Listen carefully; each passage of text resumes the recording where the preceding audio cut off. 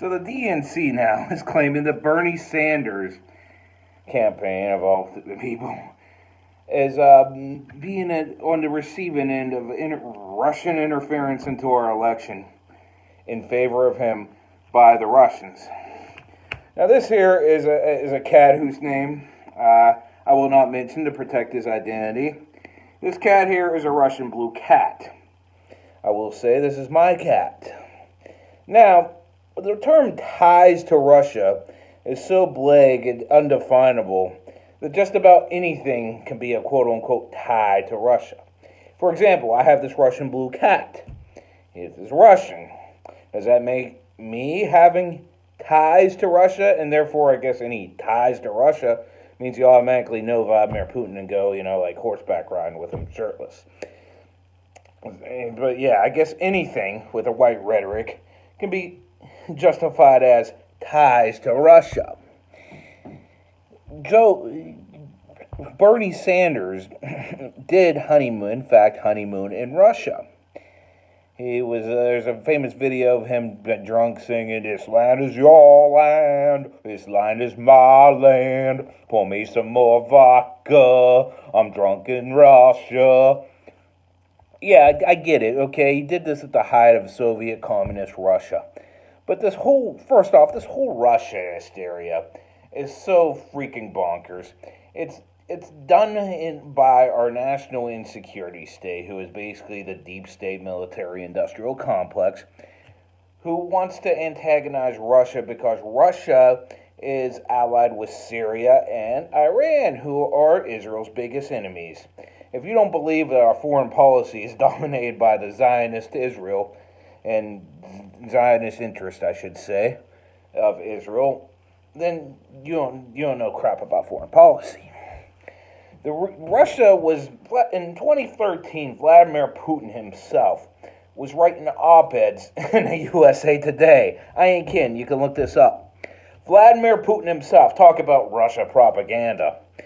Vladimir Putin wrote an op-ed, and in it, he basically wrote about, forget exactly what it was about, but the main subject wasn't. It was something to do with. I think it was about Edward Snowden. Come to think of it, and in it, he has an offhand comment that had nothing to do with his thesis of the overlying. It basically said, "America is not exceptional," and oh my God, people from the left and right were crying and whining like little bitches. "Oh, big bad bloody Putin said we're not special. Politicians in Washington tell us we're special, please."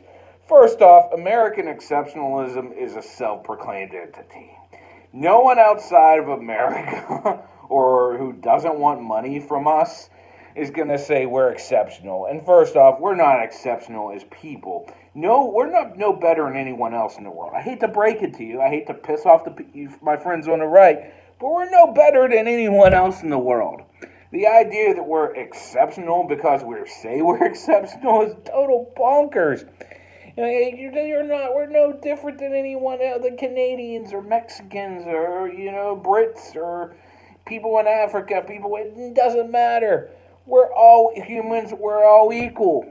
We're not exceptional just because we happen to be born in a certain country. American exceptionalism has always been self-proclaimed, but the minute someone else says the minute someone else points out the fact that we're not exceptional, Americans cry. These people on the left and right were crying like whiny little bitches. But that was just part of the fact that Vladimir Putin himself was writing op-eds in the USA Today. No one was concerned about Russian interference or Russian influence then. But apparently it became an issue when Putin did two things in 2013 to piss off the American deep state military-industrial complex. Number one, he pardoned Edward Snowden, who basically blew the whistle on the spying techniques of the deep state military-industrial complex, who basically uses their capabilities. I ain't saying they spy on everyone, I'm just saying they can if they wanted to, if you're, got a big YouTube following or you did something, made some noise about the deep state, maybe they'll look into you, but for the most part, they can look into anyone they want to, and they use your phone records. They can access the camera on your phone. Since everyone's phone is connected with their emails, Facebook accounts, Twitters. Oh, I'm sure that's used by them. The connection of all those. So if you're dumb enough to put your phone number with your Facebook account, that's your own damn fault. Me personally, I don't like to give Facebook or the whole idea of giving my phone number is to protect my security. Bullshit. Because if someone hacks my email, now they have my phone number. Maybe they can hack my phone too. I don't know. I'm not a fucking expert. But the idea that you should give your phone number for your security, I'm calling it out right now, is total bullshit. Because that way, instead of them just hacking your email account, they now got your fucking phone number too. Congratulations. But that was one thing that the deep state that pissed off the deep state was Putin gave asylum to Edward Snowden, who basically pointed out how powerful their spying, and that's what it is, spying capabilities are, and and saying they spy on every U.S. citizen, but they can do anyone they want to. They can spy on anyone at any time. So the chances are your average person, they're not going to spy on you. They don't care. They're an average Joe. But if you start to say something they don't like, even then, I don't think they care. But if you start to say shit they don't like and have a good following, yeah, they'll probably come after you. That's when they'll probably start, I don't say come after you, but that's probably when they'll start looking into you, looking in your phone records and this and that. That's one thing. But overall, if you're, not have a significant following on the internet or anywhere else, and you say stuff that's contrary, not contrary to their bullshit preconceived narratives, then you're fine. They ain't gonna come after you. But for the most part, everyone's fine. But that's one thing that Putin did, was pardon the guy who exposed that, the deep state's capabilities of spying. The second thing he did in 2013 to piss off the deep state was he brokered a deal with Obama. You see, Obama in 2012 panned his quote-unquote red line. If Assad would use chemical weapons, that's the red line I will use. And if Assad does that, that's when I will draw this red line. And if he crosses it, I will use military action. Well, Obama, panned himself in a corner on that one. Because, I gotta be honest, Obama on foreign policy wasn't that bad.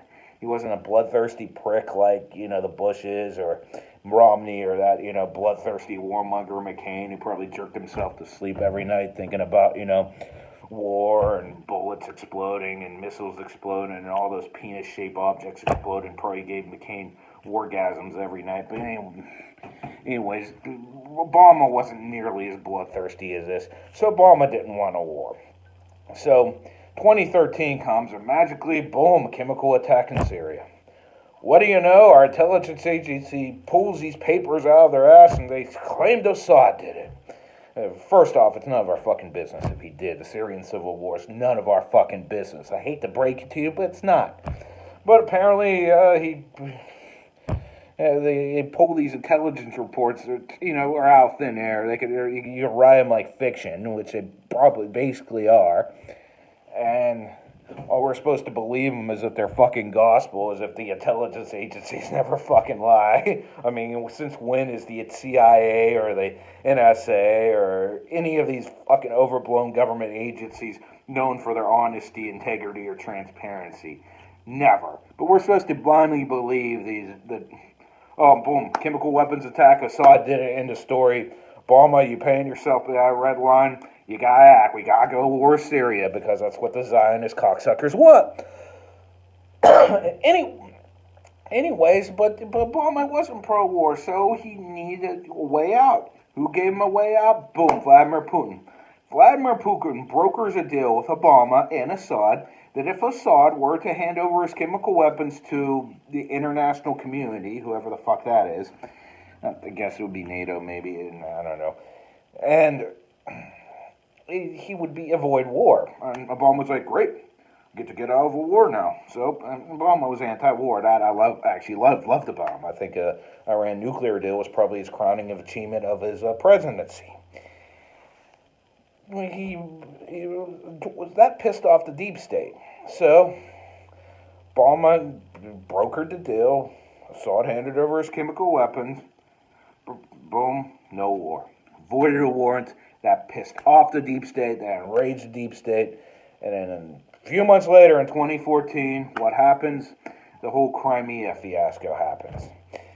There's evidence that suggests that the CIA and the EU led these student protests who were mad. Basically, Ukraine was divided up between Western and Eastern Europe.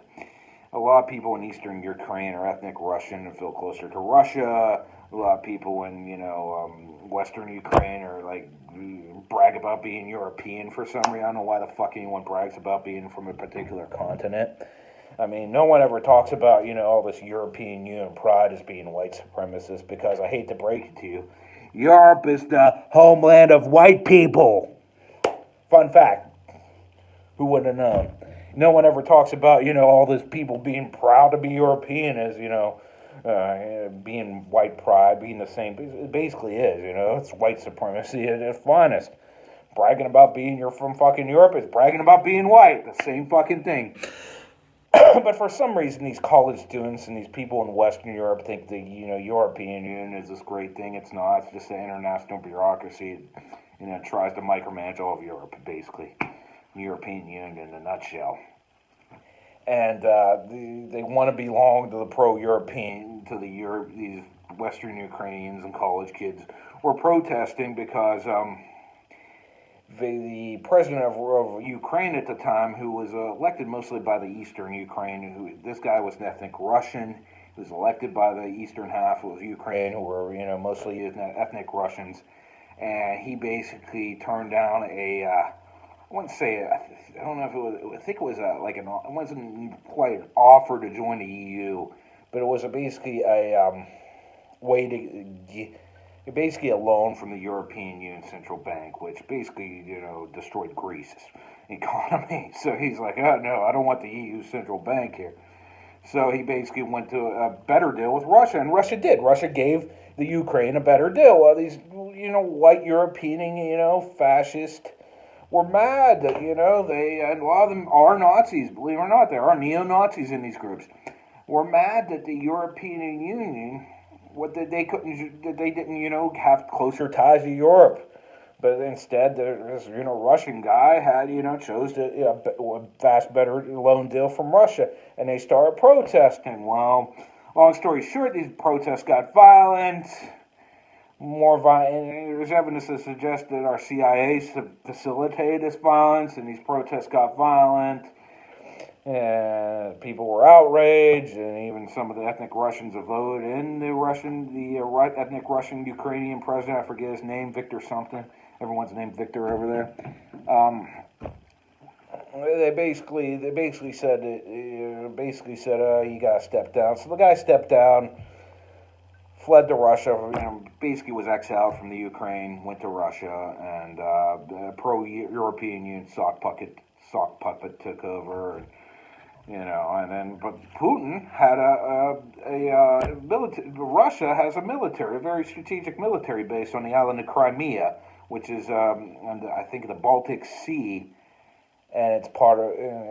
They need that military base, but the people of Crimea who live there, the Ukrainians, are also pro-Russian, and even the more Ukrainians, the ethnic Ukrainians that live there are pro-Russia because their friends, neighbors, and relatives are all probably ethnic Russians too. So there's a lot of there's a thin line between ethnic Russians and ethnic Ukrainians in that area, and basically the majority of residents on the island of Crimea were, pro-Russia. And they did not want to be part of the European Union. I can't say that I blame the European Union. Is corrupt. It needs to be. It's imploding from within. It's run by a bunch of aristocratic European billionaire families and international global bankers, and it's run by the European status quo. And they may be the best and brightest minds of Europe, which really isn't saying much. but they're highly incompetent. The European Union is a flat-out failure, and these people didn't want to belong with it, and I don't blame them. So they wanted to belong to Russia, and they were like, Putin, please help us. We don't want to belong to the EU. So he has an election. An election. We went to war so the Iraqi people could have a fucking election.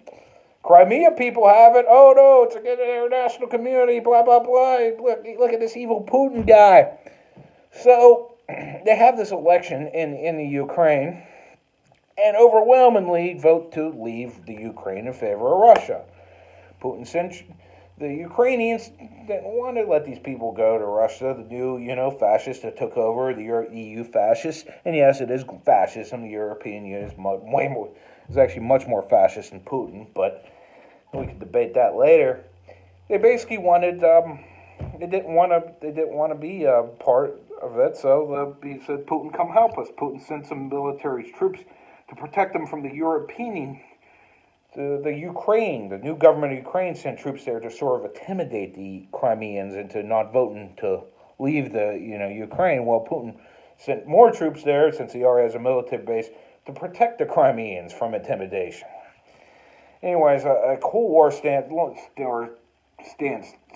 took place, and the people overwhelmingly vote to go to defect to Russia, and Putin basically annexed Crimea. And oh my God, everything in this was early 2014. Everything in early 2014 was anti-Putin this, anti-Putin that. Just a year before, Putin was writing op-eds in the USA Today.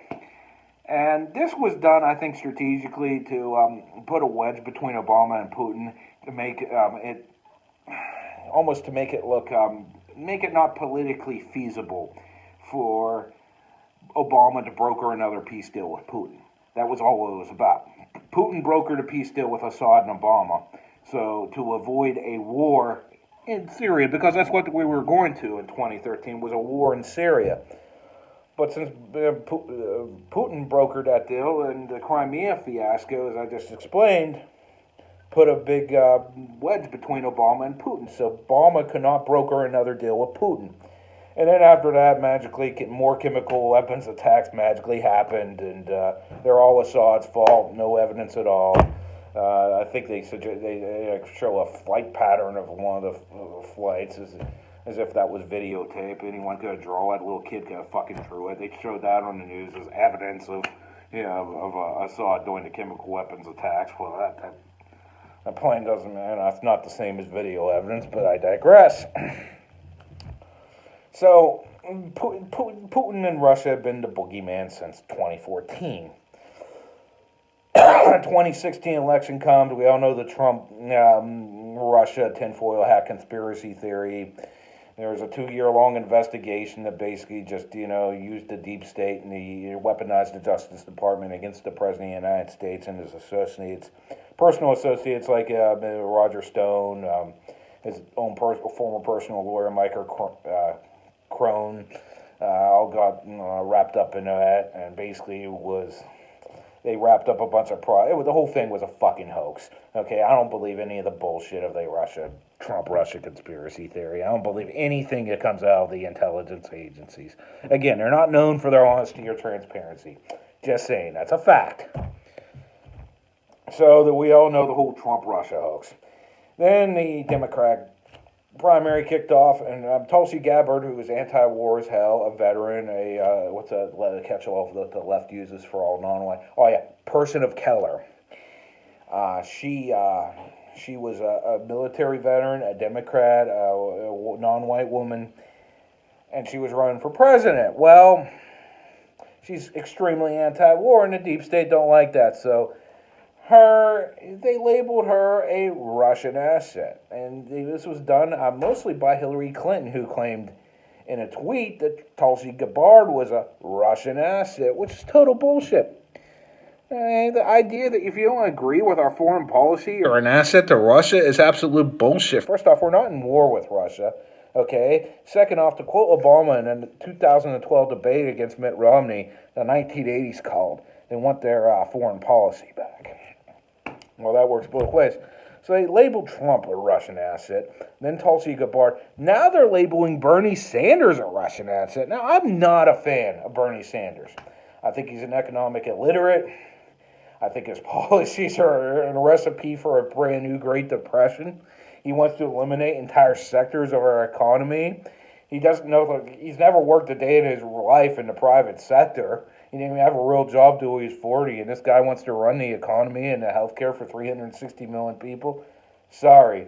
And his supporters are, anyone who supports him has to be as economically illiterate as him. And that's not saying that these people are stupid. Not everyone understands the basic principles of supply and demand and how taxes and regulations hurt the overall economy. Not everyone can understand that, but no one's saying, but for the most part, very few people aren't economic illiterates, but for the most part, these Bernie Sanders, these Bernie bros, as they're called, are economic illiterates. And this actually upsets the donor class of the DNC. Yes, that's right. There is a lot of big corporate evil, greedy, capitalist, big corporations that donate to the Democratic Party. Despite the myth that the myth, and it is a myth, you could look at the donor rolls if you don't believe me, that the Democrats are the party of the working class and all their donors are struggling teachers who give them $20 a week, and all the Republican donors are these big, greedy oil, fucking health insurance, big, evil corporations that give billions in PACs to the Republican Party. Total bullshit, false narrative. The left gets a lot of money from billionaires. Obamacare was a giant fucking scam by the health insurance companies. It's a scam because, Obama campaigned in 2008 on going after these big greedy health insurance companies who were victimizing the working class. So he creates a law that forces the working class to buy a more expensive product from the same big greedy health insurance companies. It was a scam, not to mention that a lot of the DNC insiders and their families were making money investing in the particular health insurance companies that were only allowed on the exchanges. Tell me that isn't a fucking scam. It was.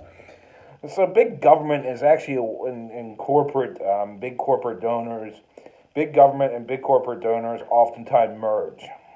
And they do this through legislation. They actually do this through regulations, too. They merge and they, force people to buy expensive products, and they make billions. The politicians get picked back. This happens all the time. This happens in the regulatory agency. Who do you think runs the FDA? The pharmaceutical companies, the health insurance, the healthcare lobby, the people the FDA is supposed to be running. It's actually it's supposed to be regulating. It's actually running the FDA.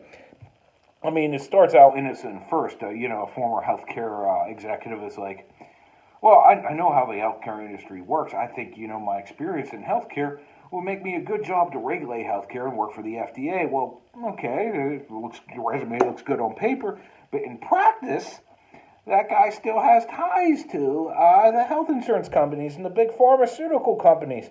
So they carefully worded regulations that stifles the competition of these particular companies and helps boost the profits of the insiders who control the FDA.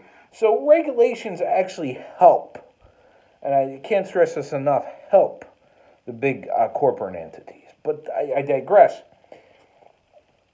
But anyways, we have the big donor money who is afraid that Bernie is going to put the health insurance companies out of business. They're afraid. He wants to get single payer. He wants to throw all 306. Yeah, it's a stupid idea, but at the same time, it's going to cost people a lot of rich and powerful, especially well-connected Democratic donors, billions of dollars. And they're scared of Bernie. They are literally scared of Bernie. So the donor class is pushing with their butt pieces in the media to make Bernie look like the next pro-Putin guy. And it's really easy. He was a socialist, and socialism in all reality isn't that far removed from communism. They both have Marxist ideals, everyone says, democratic socialism isn't communism, or democratic socialism isn't socialism. Yeah, and vanilla ice cream isn't, ice cream. Bullshit. Both socialists and communists all root back to Karl Marx. You listen to Bernie in the last debating Bloomberg.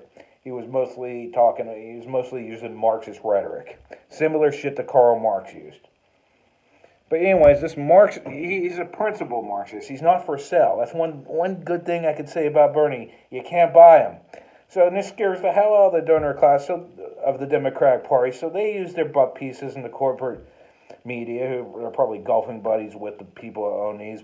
I mean, Jeff Bezos owns the Washington Post. I don't know who owns the New York Times, but they put this New York Times article out that says Bernie was briefed by, the intelligence agencies, who, by the way, the deep state military-industrial complex probably doesn't like Bernie's foreign policy because, he can't be bought, and two, he isn't bloodthirsty enough. Even though he isn't bloodthirsty enough, so they briefed him that Russia was supposedly helping his campaign. Okay, first off, how could the claim that Russia was helping Trump for 2020? How can that happen if there hasn't been any votes yet? When you hear rigged election, I literally think they mean like change the vote totals. No, it literally. Rigged an election literally means, I don't know what the fuck they think it means. I guess if you expose the corruption and truth behind the DNC's corruption and how wicked the DNC is, I guess that's Russia. No matter how true it is, I guess it's Russian propaganda. If you make the American people more, the American voting public more informed by showing them how corrupt the DNC and how corrupt these people are, I guess that's Russia propaganda, but I don't know how the fuck that constitutes as Russia propaganda if it's true. But anyways, so they're claiming that Bernie Sanders is now a Russian asset. That is laughable, because I don't think anyone in Russia gives a fuck less about which way our elections go. I hate to break it to you, they don't.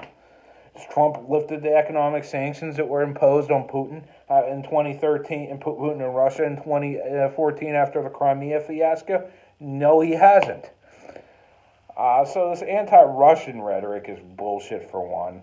The fact that they're helping Bernie Sanders is bullshit one. The fact that they're trying to link Bernie Sanders to Russia shows that Bernie Sanders is not part of the deep state propaganda plan or the deep state plan. But in any event, I'm not a Bernie Sanders guy, and I'm saying this. So they're trying to make Trump and Sanders. I'm going to finish with this. They're trying to make Trump and Sanders look like, the Russian assets when I don't think either of them are. But I want to see what happens if Bernie gets the nomination, because one of two things will either happen aside from Bernie or Trump, dying. I mean, they are both over 70, so if either one of them just dropped dead of a heart attack or something, it shouldn't be out of the question. Trump's overweight and over 70, working the most stressful job in the world. That wouldn't be out of the question.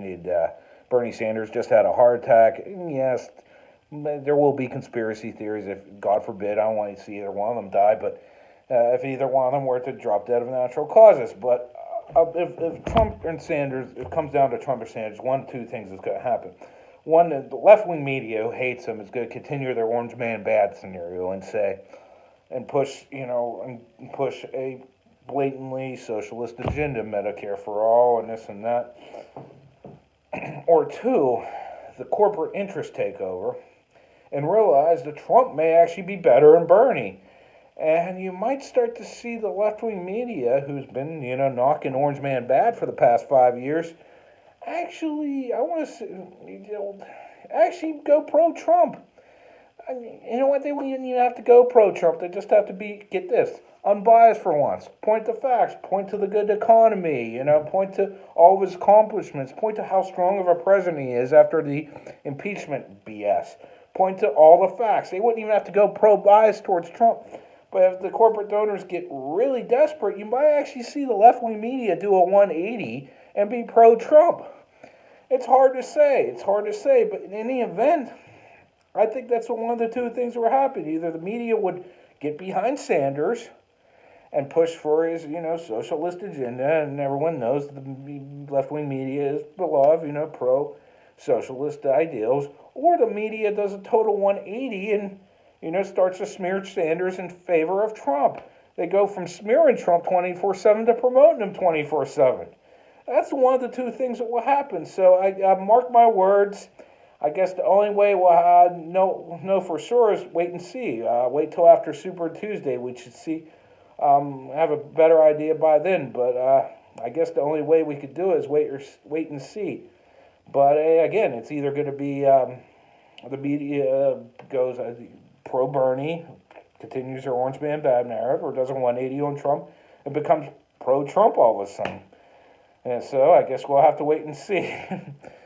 Yep. Well, thank you for viewing this.